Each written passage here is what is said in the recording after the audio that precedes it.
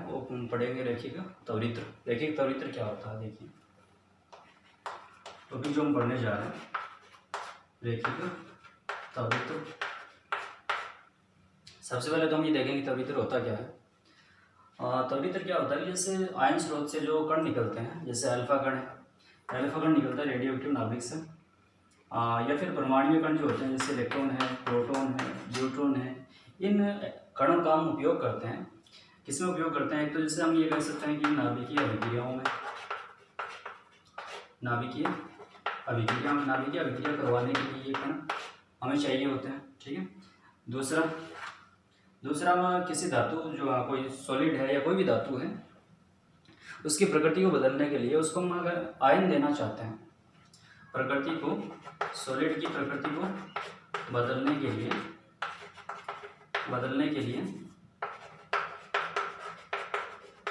अगर हम उसको आयन देना चाहते हैं तो हम ये इन कणों का हम उपयोग करते हैं, ठीक है। तीसरा नाभिकीय संरचना के बारे में, नाभिक के अंदर की जो संरचना है, कैसा अंदर बल लग रहा है, कैसा आवेश वितरित है, कैसे द्रव्यमान वितरित है, वो संरचना बताने के लिए हम इन कणों का उपयोग करते हैं। जैसे आपने देखा होगा कि अल्फा कण प्रकीर्णन प्रयोग है रदरफोर्ड का अल्फा कण प्रकीर्णन प्रयोग है, उसमें सोने की नाभिक की तरफ अल्फा कण को भेजा गया है और उससे प्रयोग के द्वारा हमें ये पता चलता है कि नाभिक होता क्या है, नाभिक की लगभग त्रिज्या कितनी होती है, ठीक है, नाभिक के अंदर कौन कौन होगा, यानी नाभिक की संरचना को पता लगाने के लिए हमने, जैसे इलेक्ट्रॉन जो होता है वो एक तो नाभिक के अंदर जो नाभिकीय बल होता है उससे प्रभावित नहीं होता, उसके अंदर जो आवेश वितरित है उससे तो ये प्रभावित होता है।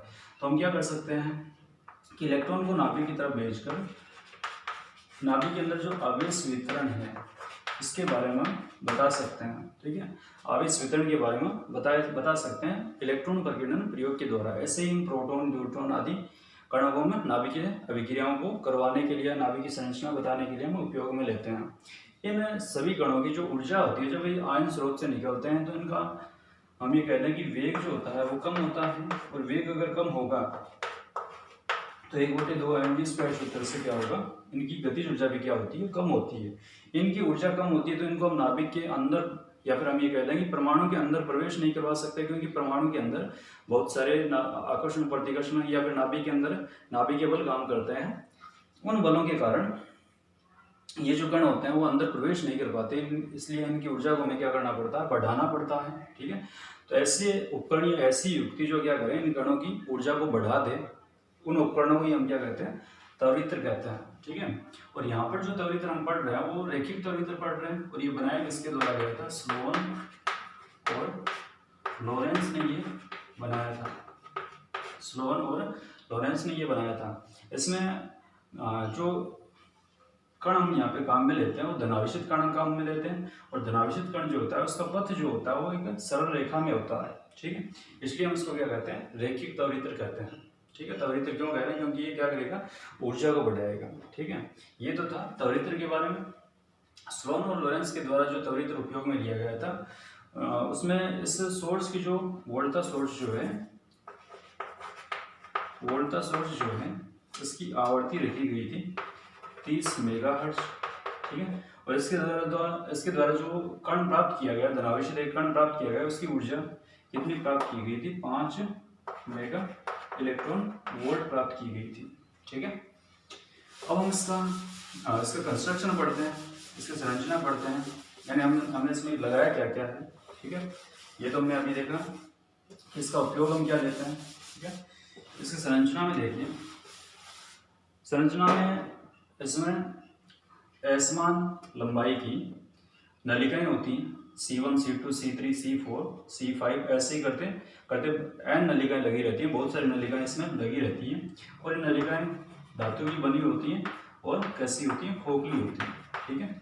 तो इसमें असमान लंबाई की या भिन्न भिन्न लंबाई की धातु की बनी हुई खोखली नलिकाएं हैं, ठीक है, जिन्हें हम अपवाह नलिकाएं कह सकते हैं, क्योंकि इनमें धनावेशित कण जो होता है वो गति करता है, इसलिए हम इनको अपवाह नलिकाएं कह सकते हैं, ठीक है। ये जो नलिकाएं होती हैं ये इस प्रकार जुड़ी होती हैं, जैसे हम ये कहते हैं कि C1 C3 C5 यानी विषम क्रम वाली जो नलिकाएं होती हैं वो आवर्ती विद्युत वोल्टा जो स्रोत होता है उसके एक सिरे से जुड़ी रहती हैं, और सम क्रम वाली जो नलिकाएं होती हैं C2 C4 C6 ये आवर्ती विद्युत वोल्टा स्रोत के दूसरे सिरे के साथ जुड़ी रहती हैं। विषम क्रम वाली एक सिरे से और सम क्रम वाली वो दूसरे सिरे से जुड़ी रहती है। ठीक है। इन नलिकाओं को हम क्या करते हैं, ट्यूब में रखते हैं, और ट्यूब यहाँ पे क्यों ली जाती है, निर्वात रखने के लिए। ठीक है, अंदर निर्वात रहे, कोई गैस ना रहे, क्योंकि अगर अंदर गैस होगी तो यहाँ से जो धनावेशित कण निकलेगा वो क्या करेगा, गैसीय परमाणुओं के साथ टक्कर करके उनका क्या कर सकता है, आयनन कर सकता है। उस आयनन को होने से रोकने के लिए इस ट्यूब को हम काम में लेते हैं। ट्यूब में हम क्या करते हैं, निर्वात करते हैं। ठीक है, यहाँ पे हम आयन सोर्स ले रहे हैं, जहाँ से आयन निकलेगा, धनावेशित जो आयन हम यहाँ पे काम में लेंगे, जिसकी ऊर्जा में बढ़ानी है वो यहाँ से निकलेगा। ठीक है, और यहाँ पे इन नलिकाओं के मध्य वोल्टता उत्पन्न करने के लिए, या फिर हम ये कहते हैं कि विद्युत क्षेत्र उत्पन्न करने के लिए हम यहाँ पे क्या लगाते हैं, एक आवर्ती विद्युत वोल्टता स्रोत लगाते हैं, और इसकी आवर्ती कितनी होती है, 30 मेगाहर्ट्ज। ठीक है, 30 मेगाहर्ट्ज होती है, या फिर हम ये कह सकते हैं 30 × 10⁶ हर्ट्ज होती है। ठीक है, इसका ये अर्थ होता है कि इसके दोनों जो सिरे होते हैं, दोनों सिरे जो होते हैं वो क्या करते हैं, 30 × 10⁶ बार क्या हो जाते हैं, प्लस माइनस चेंज हो जाते हैं। जैसे हम ये कहते हैं कि अगर पहले ये सिरा माइनस है और ये प्लस है, तो ये माइनस वाला सिरा 30 × 10⁶ बार क्या हो जाएगा, प्लस माइनस हो जाएगा, यानी अपनी ध्रुवता को बदल लेगा। ठीक है, अपनी ध्रुवता को बदल लेगा। ऐसी जो वोल्टा स्रोत होता है यहाँ पे हम वो लगा रहे हैं, और ऐसी वोल्टा स्रोत में अगर हम वेव के रूप में अगर हम इसको दिखाते हैं, वेव के रूप में अगर हम एसी को दिखाते हैं, तो आधे चक्कर तक एसी क्या रहती है, प्लस, और शेष आधे चक्कर यानी एक टोटल जो वेव बनती है यहाँ से लेके यहाँ तक टोटल जो वेव बनती है, इसके लिए अगर पूरा समय देखें तो कैपिटल टी, जिसे हम क्या कहेंगे, आवर्तकाल कहेंगे। एक पूरे चक्कर के लिए टोटल जो समय होगा जिसे हम क्या कहेंगे, आवर्तकाल कहेंगे। और आधे समय तक इसकी ध्रुवता आधे समय तक इसकी ध्रुवता अलग रहती है, आधे समय के बाद ध्रुवता क्या हो जाती है, बदल जाती है। जैसे हम ये कहते हैं कि अगर ये माइनस ये प्लस है तो T/2 समय के बाद ये प्लस हो जाएगा, ये माइनस हो जाएगा। ठीक है, और इसकी आवर्ती को हम इस प्रकार सेट करते हैं, कि जब जो धनायन है जब नलिका को पार करके निकले बाहर, जैसे मान लो कि यहाँ से चलता हुआ जब बाहर निकलेगा तो पीछे वाली जो नलिका है वो क्या हो जानी चाहिए, पॉजिटिव हो जानी चाहिए। ठीक है, पीछे वाली जो नलिका है पॉजिटिव हो जानी चाहिए, क्योंकि तभी क्या करेगा, आगे वाली नलिका क्या हो जाएगी, नेगेटिव हो जाएगी। और आगे वाली जब नलिका नेगेटिव हो जाएगी, धनावेशित कण को अपनी तरफ क्या करेगी, आकर्षित करेगी तो उसकी तरफ जो धनावेशित कण होगा त्वरित होगा तो उस कण की ऊर्जा क्या होगी, बढ़ेगी। ठीक है, तो इसकी आवर्ती को हम इस प्रकार सेट करते हैं, F बराबर हम क्या लिखते हैं, 1/T। ये जो आवर्ती होती है इसको हम इस प्रकार सेट करते हैं कि नलिका से जब आवेशित कण बाहर निकले तो जिस नलिका से आवेशित कण बाहर निकल रहा है वो नलिका क्या बन जानी चाहिए, पॉजिटिव बन जानी चाहिए, और आगे वाली जो नलिका वो क्या बन जानी चाहिए, नेगेटिव बन जानी चाहिए। ठीक है, इसमें आपको ये भी देखना है कि C1 C3 C5 अगर पहले क्या है, नेगेटिव है, तो आधे चक्कर के बाद वो क्या हो जाएंगे, पॉजिटिव हो जाएंगे। इस प्रकार हम आवर्ती को सेट करते हैं और आवर्ती को हम नियत रखते हैं। ठीक है, आवर्ती को हम क्या रखते हैं, नियत रखते हैं। जैसे पहले हम ये कहते हैं इसका अगर हम कार्यविधि देखें तो कार्यविधि अगर हम बताएं तो कार्यविधि में क्या होगा, इसमें विषम क्रम वाली जो नलिकाएं हैं जैसे C1 C3 C5 ये आवर्ती विद्युत वोल्टा स्रोत के एक सिरे के साथ जुड़ी हुई है, और सम क्रम वाली C2 C4 C6 ये वोल्टा स्रोत के दूसरे सिरे के साथ जुड़ी हुई है। ठीक है, अब इसकी अगर हम कार्यविधि देखें तो सबसे पहले आयन स्रोत से धनायन बाहर निकलेगा। ठीक है, धनायन बाहर निकलेगा, और सर्वप्रथम हम ये मान के चलें कि जो C1 नलिका है वो नेगेटिव से जुड़ी हुई है, तो पहले ये आधे चक्कर के लिए जैसे हम ये कहते हैं कि पूरी वेव को अगर हम दिखाते हैं तो ये टोटल है। ठीक है, क्या आवर्तकाल कितना होगा, कैपिटल T, और यहाँ तक का जो समय होगा कितना होगा, कैपिटल T/2 होगा। तो आधे समय जैसे प्रारंभ में ये क्या है, नेगेटिव है, ये वाली C3 भी क्या होगी, नेगेटिव, C5 भी क्या होगी, नेगेटिव, और इसमें C2 क्या होगी, पॉजिटिव, C4 क्या होगी, पॉजिटिव। अब प्रारंभ में ये नेगेटिव, तो यहाँ से जो आयन स्रोत निकलेगा वो क्या होगा, पॉजिटिव है, और नेगेटिव के कारण ये क्या होगा, इसकी तरफ आकर्षित होगा। ठीक है, आकर्षित होने के बाद यहाँ से लेके जहाँ से वो निकला है वहां से लेके यहाँ तक इसका वेग क्या होता जाएगा, बढ़ता जाएगा, क्योंकि त्वरण बढ़ेगा। ये इसकी तरफ क्या होगा, आकर्षित होगा, तो इसका वेग बढ़ेगा, वेग बढ़ेगा तो यहाँ तक क्या होगा, इस पॉइंट तक, यानी नलिका में जब वो प्रवेश करने वाला होगा वहां तक इसका वेग बढ़ता जाएगा और इसका त्वरण बढ़ता जाएगा। ठीक है, और त्वरण बढ़ेगा तो इसका, जैसे यहाँ पे बल कितना लगता है, विद्युत क्षेत्र के कारण बल कितना लगता है, F बराबर QE लगता है। ठीक है, F बराबर QE लगता है, और इस बल के कारण धनावेशित जो कण होगा वो नेगेटिव की तरफ क्या होगा, आकर्षित होगा, और उसके कारण जो त्वरण इसको मिलेगा वो कितना मिलेगा, QE/m मिलेगा। ठीक है, QE/m मिलेगा। अब ये जो त्वरण होगा इसकी तरफ ये चलता रहेगा, यहाँ पर जब ये पहुंचेगा, जब इसके अंदर प्रवेश करेगा, अंदर प्रवेश करने के बाद में इसका जो अंदर खोखली नलिका है, खोखली नलिका के अंदर जो विद्युत क्षेत्र होता है वो कितना होता है, 0 होता है। विद्युत क्षेत्र 0 होगा तो अंदर इसका त्वरण क्या रहेगा, लगातार नियत रहेगा। ठीक है, अंदर ये चलता चलता इसका त्वरण यहाँ तक क्या रहेगा, नियत रहेगा। और जैसे ये इस नलिका को पार करके बाहर निकलेगा, तो ये जो दोनों सिरे होते हैं उनकी ध्रुवता क्या हो जाती है, बदल जाती है। यानी ये समय होता कितना है, आवर्त काल का आधा समय होता है। यानी हम आवर्ती को इस प्रकार सेट करते हैं कि जब धनायन जो है वो नलिका से जब बाहर निकले उस समय ये नलिका, पीछे वाली नलिका क्या बन जाए, प्लस बन जाए। ठीक है, और आगे वाली नलिका क्या होगी, फिर नेगेटिव बनेगी, क्योंकि अगर ये प्लस बन जाएंगे, जैसे ये सिरा अगर प्लस बन गया तो ये क्या बन जाएगा, नेगेटिव बन जाएगा।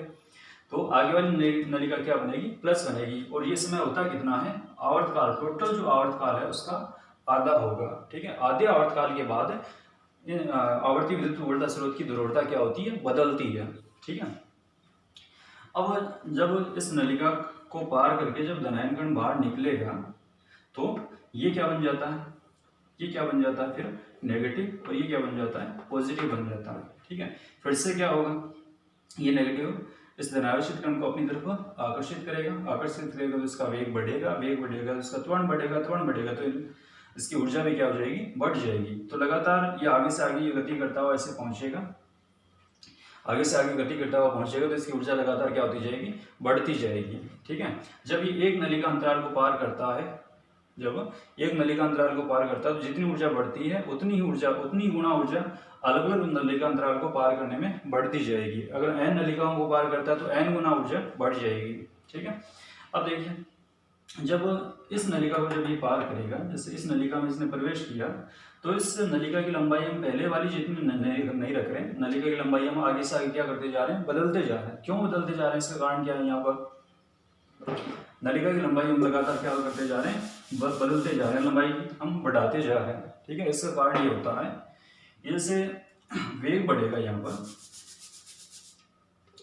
हम लिखें, जैसे हम लिखेंगे वेग बराबर क्या होता है, दूरी बटे हम क्या लिखते हैं, समय लिखते हैं। ठीक है, समय तो हमने क्या कर दिया, कांस्टेंट रख दिया, यानी समय तो कांस्टेंट है, फिक्स है कि एक निश्चित समय के बाद में ध्रुवता बदल जाएगी। ठीक है, समय को हमने कांस्टेंट रखा है, आवर्ती को हमने फिक्स किया है, समय हमने कांस्टेंट रखा। अब समय कांस्टेंट है, वेग बढ़ेगा।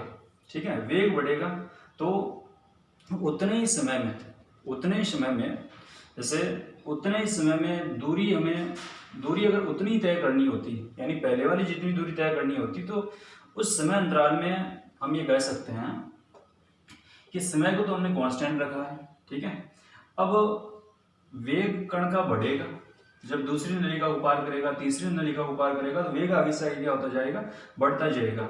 वेग बढ़ने से क्या होगा कि अगर नलिका उतनी लंबाई की होगी तो जो आवेशित कण होगा वो पहले निकल जाएगा, यानी T/2 समय जब होगा उस समय से वो पहले निकल जाएगा। ठीक है, अगर वो पहले निकल जाएगा तो त्वरित नहीं हो पाएगा, वो बेकार चला जाएगा। ठीक है, तो समय कांस्टेंट है, वेग बढ़ा है तो उतने ही समय में, यानी T/2 समय में ही वो नलिका से बाहर निकलना चाहिए। इसलिए हम क्या करते हैं, कण द्वारा तय की दूरी को हम क्या कर देते हैं, बढ़ा देते हैं। ठीक है, यानी अगर ये नलिका अगर पीछे वाली नलिका की लंबाई के बराबर ही होती, ठीक है, तो वेग तो यहाँ पे बढ़ गया। ठीक है, वेग बढ़ गया, समय उतना ही है, यानी उतने ही समय बाद ध्रुवता चेंज होनी है, यानी एक फिक्स समय T/2 समय बाद ध्रुवता बदलनी है। लेकिन वेग बढ़ने से वो कण क्या करेगा, अगर उतनी लंबाई की नलिका है तो वो पहले निकल जाएगा तो इनकी ध्रुवता कुछ देर बाद चेंज होगी, यानी समय तो हमने फिक्स कर रखा है, कुछ देर बाद चेंज होगी। तो इसलिए हम क्या करते हैं कि इस नलिका की लंबाई को हम क्या कर देते हैं, बढ़ा देते हैं। नलिका की लंबाई बढ़ने से क्या होगा कि वेग बढ़ा है, उसी अनुपात में अगर हम नलिका की लंबाई बढ़ा दें, नलिका की लंबाई बढ़ जाएगी तो एक फिक्स समय T/2 समय बाद ही वो नलिकाओं की जो ध्रुवता होगी वो बदलेगी। ठीक है, अगर हम नलिकाओं की लंबाई सेम रखेंगे, अगर नलिकाओं की लंबाई हम सेम रखेंगे तो उतने समय में जो धनावेशित कण होगा वो T/2 समय से पहले ही बाहर चला जाएगा और आगे फिर वो त्वरित नहीं हो पाएगा, वो कण बेकार चला जाएगा। इसलिए इन नलिकाओं की लंबाई हम क्या लेते हैं, भिन्न भिन्न लेते हैं, या फिर हम ये कहते हैं कि अलग अलग लेते हैं। ठीक है, तो इस प्रकार क्या होगा कि आवेशित कण लगातार अलग अलग नलिकाओं को पार करता हुआ जब बाहर निकलेगा तो जब nवीं नलिका के पास पहुंचेगा या nवीं नलिका को जब वो पार करेगा तो इसकी ऊर्जा बहुत ज्यादा बढ़ चुकी होगी और उस धनावेशित कण को वहां से बाहर निकालकर किसी नाभिक की संरचना ज्ञात करने के लिए वहां पे उसके साथ टक्कर करवा सकते हैं। ठीक है, अब इसका जो न्यूमेरिकल पार्ट है वो हम पढ़ते हैं। न्यूमेरिकल पार्ट में आपको क्या देखना है कि जैसे हमने यहाँ पे जो आवर्ती विद्युत उर्जा स्रोत लगाया है उसका जो विभव है हमने कितना लिखा, Vm cos ओमेगा t है। ठीक है, ये आवर्ती विद्युत वोल्टा स्रोत जो हम लगा रहे हैं उसका विभव हम लिख रहे हैं Vm। यहाँ पे क्या है, इस वोल्टा स्रोत का अधिकतम विभव है, ये अधिकतम विभव का मान है Vm। तो इसमें जब जो आयन स्रोत होगा जब यहाँ से निकलने के बाद में जब वो आगे जब गति करेगा तो विभव क्या होता जाएगा, बढ़ता जाएगा और यहाँ तक विभव क्या होता जाएगा, बढ़ेगा। ठीक है, और कितना बढ़ेगा, अधिकतम मान तक बढ़ेगा, Vm मान तक बढ़ेगा और अंदर जब वो प्रवेश कर जाएगा तो उसके बाद में लगातार विभव कितना रहेगा, उतना ही रहेगा जितना पहले था, यानी विभव क्या रहेगा, नियत रहेगा। फिर हम ये कह सकते हैं कि अंदर विद्युत क्षेत्र क्या रहेगा, लगातार नियत रहेगा। ठीक है, अब जो आयन स्रोत होता है वो Vm यानी अधिकतम विभव के अधिकतम मान Vm तक क्या होता है, त्वरित होता है। और आवेशित कण को अगर विभव लगाकर त्वरित किया जाए तो इसके बाद जो ऊर्जा मिलेगी वो कितनी होती है, आवेशित कण को ऊर्जा जो मिलेगी वो कितनी होती है, QV होती है। और QV का मान यहाँ पे कितना है, QVm है। ठीक है, जब एक नलिका अंतराल को पार करेगा, जैसे इस नलिका अंतराल को जब वो पार करेगा तो उसको ऊर्जा कितनी मिलेगी, QVm मिलेगी। ठीक है, और n अगर नलिका अंतराल को पार करता है तो ऊर्जा कितनी मिलती है, nQVm मिलेगी उससे। ठीक है, अब ये जो हम ये कह रहे हैं कि जो नलिका अंतराल है, नलिका अंतराल कितना होगा, यहाँ से जब आवेशित कण बाहर निकलेगा, बाहर निकलने के बाद में जब दूसरी बार बाहर निकलेगा, यहाँ से जब बाहर निकलेगा, यहाँ से बाहर निकल गया। ठीक है, तो यहाँ से लेके यहाँ तक की जो दूरी होती है उसे हम क्या कहते हैं, नलिका अंतराल कहते हैं। बीच वाले गैप को नलिका अंतराल नहीं कह रहे, यहाँ से लेके यहाँ तक का जो गैप होता है उसे हम क्या कहते हैं, नलिका अंतराल कहते हैं। और जब यहाँ से जब वो बाहर निकला तो ध्रुवता यहाँ पर बदल गई। ठीक है, अब यहाँ से यहाँ तक वो चलता जाएगा, यहाँ से यहाँ तक वो चलता जाएगा। अब जब यहाँ से जब वो बाहर निकलेगा तब ध्रुवता वापस बदलेगी। जैसे हमने कहा कि यहाँ से यहाँ तक चला, ठीक है, यहाँ से जो बाहर निकला तब ध्रुवता बदलेगी, यानी ये नेगेटिव है तो ये पॉजिटिव बन जाएगा। अब यहाँ से यहाँ तक चलेगा तब ध्रुवता बदलेगी, यानी ये अगर नेगेटिव था ये पॉजिटिव बन गया, ये नेगेटिव बना। अब ये नेगेटिव से वापस यहाँ पे आने के बाद में जब आवेशित कण यहाँ से जब बाहर निकलेगा तब इसकी ध्रुवता क्या होगी, बदलेगी। तो इसे हम इस अंतराल को हम क्या कहते हैं, नलिका अंतराल कहते हैं। एन भी नलिका अंतराल अगर है, अगर हम ये कहते हैं कि एनवी जो नलिका अंतराल है जिसको हम कैपिटल Ln से दिखा दें, एनवा जो नलिका अंतराल है कैपिटल Ln से दिखा दें, उसको पार करने में जो समय लगेगा, यानी उस नलिका अंतराल को पार करने में, जैसे हम ये कहते हैं कि इस पॉइंट से इस पॉइंट के बीच, यानी यहाँ से यहाँ तक जो आवेशित कण है गति करता है, इतनी दूरी को तय करने में वो कितना समय लेता है, T/2 समय लेता है। क्योंकि T/2 समय बाद इसकी ध्रुवता क्या हो जाएगी, बदल जाएगी। अगर हम यहाँ पे देखें तो यहाँ पे भी टाइम T/2 होगा, इन दोनों के मध्य यानी यहाँ से लेके यहाँ तक का जो समय है वो भी क्या होगा, T/2 होगा।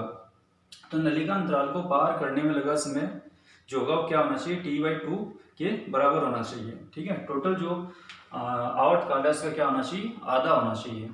ठीक है, और समय बराबर हम क्या लिखते हैं, दूरी बट्टे हम क्या लिखते हैं, 4, यानी nवीं नलिका अंतराल को अगर वो पार करता है तो Ln अपन हम यहाँ पे क्या लिखेंगे, वी एन लिखेंगे, ठीक है, L N upon V N लिखेंगे। तो इसको हम ऐसे बता सकते हैं, देखिए अगर वो एनवीं नलिका अंतराल को पार करता है तो जो समय होता है एनवीं नलिका अंतराल को पार करने में लगा समय L N upon V N जो होता है वो किसके बराबर होता है, टी बाई टू के बराबर होता है, यानी आवर्त काल का क्या होता है, आधा होता है। इससे हम एल एन का सूत्र बना सकते हैं, एल एन का सूत्र क्या बन जाएगा, टी बाई टू और यहाँ पे क्या आ जाएगा वी एन, ठीक है। वी एन का मान हम कैसे निकाल रहे हैं, जब वो एक नलिका अंतराल को पार करता है तो ऊर्जा कितनी बढ़ती है, क्यू वी एम। एन नलिका अंतराल को पार करेगा तो ऊर्जा कितनी बढ़ेगी, एन क्यू वी एम, ठीक है। और ये ऊर्जा क्या होगी, उसकी गतिज ऊर्जा होगी 1/2 एम वी स्क्वायर। एन नलिका अंतराल को पार करता है तो उसकी ऊर्जा कितनी बढ़ जाती है, एन क्यू वी एम बढ़ जाती है, ठीक है। वी एम यहाँ पे क्या है, वोल्टता का अधिकतम मान है। इससे इसको हम वी एन से दिखाएं, एन नलिका अंतराल में धनायन का वेग देख रहे हैं, तो यहाँ पे अगर हम वी एन लिखें तो वी एन बराबर हम क्या लिखेंगे, टू, इस तरफ होना हो जाएगा 2 क्यू वी एम, यहाँ पे वी एम अपॉन में क्या आ जाएगा, अपॉन में आ जाएगा M, V N square, square हटाएं तो इस तरफ क्या आ जाएगा रूट, ठीक है। तो ये वी एन का मान आ जाता है। ये वी एन का मान अगर हम यहाँ पे रखें, ये वी एन का मान अगर हम यहाँ पे रखें, वी एन का मान अगर हम यहाँ पे रखें तो हम क्या लिखेंगे, एल एन बराबर टी बाई, एल एन बराबर T by two, V N का ई वाला मान रखें तो रूट में आ जाता है 2 Q V V M by क्या हो जाता है, स्मॉल एम, ठीक है। ये एल एन का मान आ जाता है, यानी नलिका अंतराल की जो लंबाई होती है वो आ जाती है, ठीक है। इस सूत्र को हम और भी चेंज कर सकते हैं, देखिए और कैसे चेंज कर सकते हैं,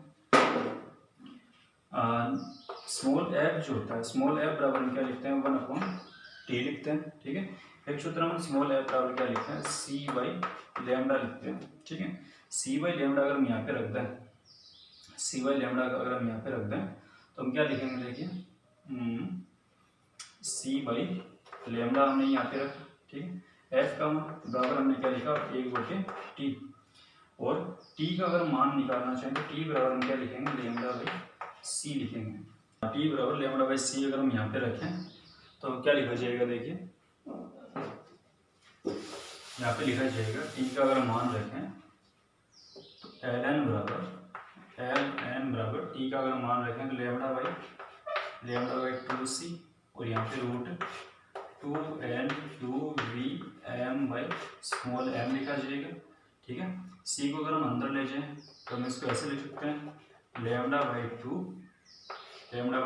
और यहाँ पे 2n Q V M upon M C square लिख सकते हैं, ठीक है।